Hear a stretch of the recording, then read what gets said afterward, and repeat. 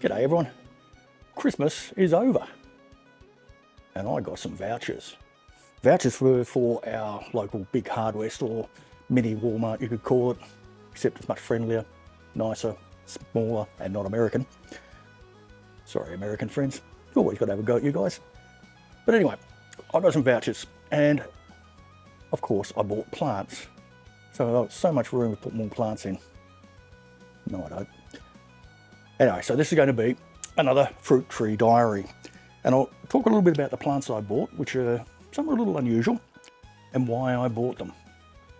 Let's get on with it. We've got a few here, not too many. The first one I'll mention is this. I've done a couple of shorts on this particular native plant.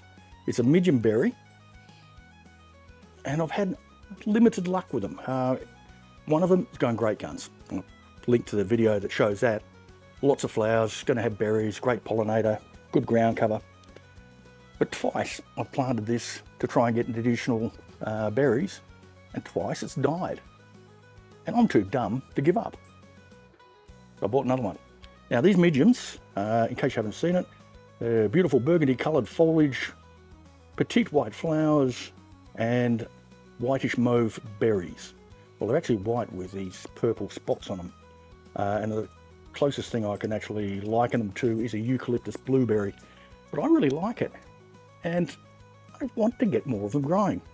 My cuttings didn't survive. The berries didn't germinate. Or the seeds from berries didn't germinate. But I want to keep trying to grow this. I really like it. It's something unusual. And it gives you lots of little tiny fruit. Which is good. Let's pop him out the way. Now, next one I got, because I think mine has died, and I want to get it in a pot, is Boysenberry. Now, this is a thorny little beast. It'll go in one of the pots along the side where all my berries are. What does it say about it? Vigorous trailing berry with high yield of large, plump, purple, black, juicy fruit, delicious aroma and sweet flavour. Well, they are, because I really like Boysenberry.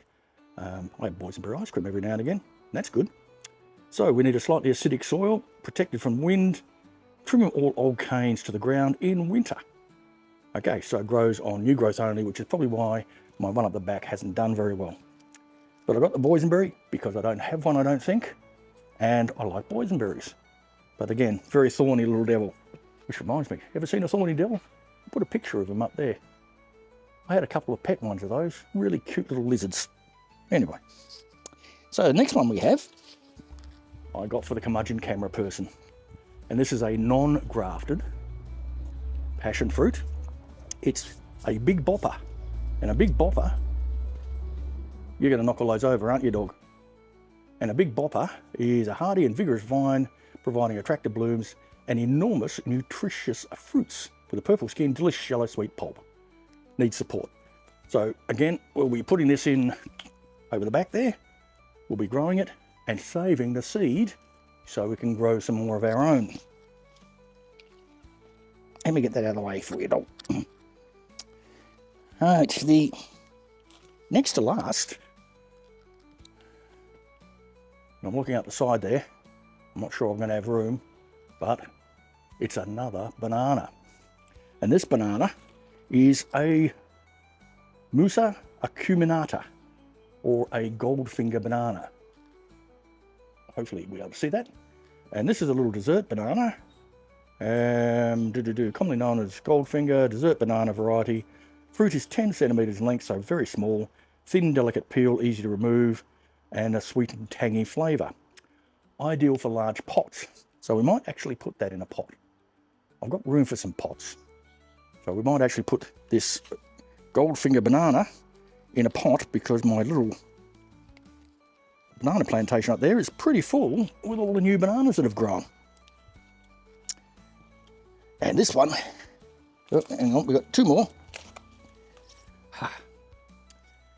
I haven't got this particular variety, it's a fig tree, and this one is the brown turkey. Bit like me with a suntan, really, isn't it? I'm brown turkey.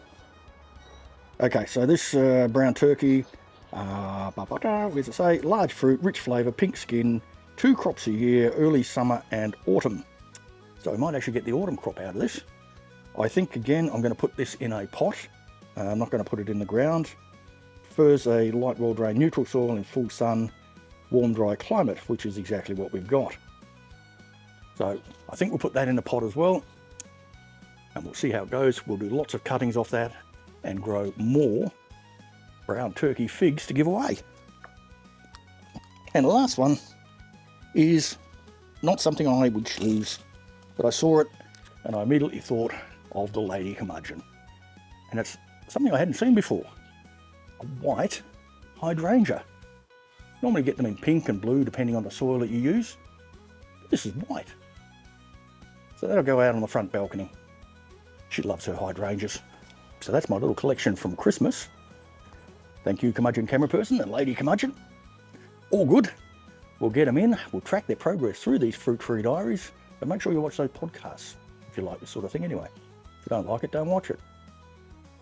There I go, I'm waffling again. Let me know in the comments if you've grown any of these, any hints, tips, things I should be wary of, particularly with the ones growing in pots. And remember, like, subscribe, hit that bell icon so you can know when we do a check on these and see how they're growing. Enjoy life. Catch you in the garden.